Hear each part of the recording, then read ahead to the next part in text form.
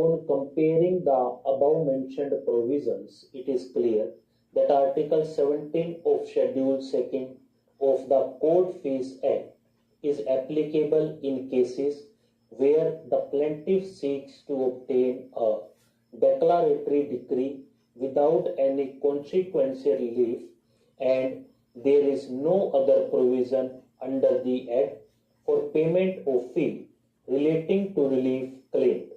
Article 17 of Schedule 2 of the Court Fees Act makes it clear that this article is applicable in cases where the plaintiff seeks to obtain a declaratory decree without consequential reliefs and there is no other provision under the Act for payment of fee relating to relief claimed.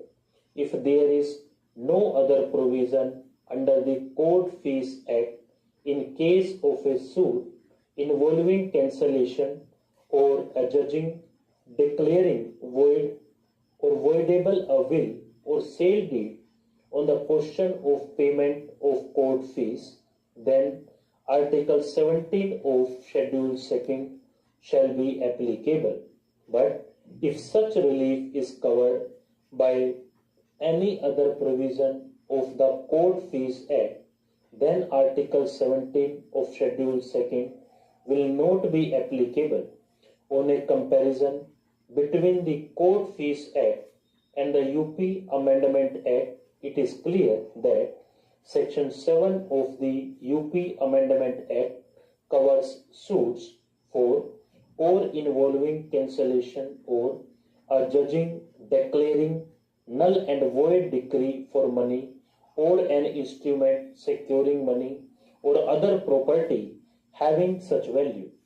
The suit in this case was filed after the death of the testator and therefore the suit property covered by the will has also to be valued since Section 7 of the UP Amendment Act specifically provides that payment of court fee in case where the suit is for involving cancellation or adjudging, declaring null and void decree for money or an instrument.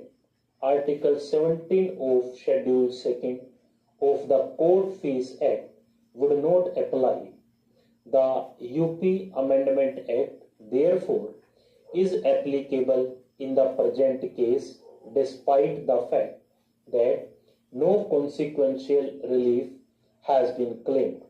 Consequently, in terms of Section 7 of the UP Amendment Act, the court fees have to be computed according to the value of the subject matter and the trial court as well as the High Court have correctly held so.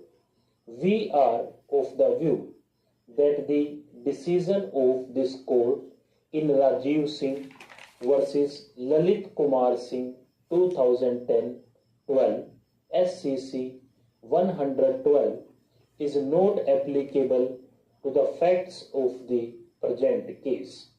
First of all, this court had no occasion to examine the scope of the UP Amendment Act.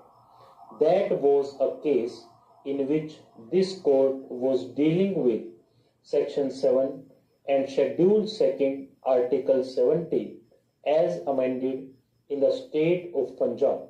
The position that we get in the state of Punjab is entirely different from the state of UP and the effect of the UP Amendment Act was not an issue which arose for consideration in that case. Consequently, in our view, the said judgment would not apply to the present case. The plaintiff in the instant case valued the suit at rupees 30 lakhs for the purpose of pecuniary jurisdiction. Stop.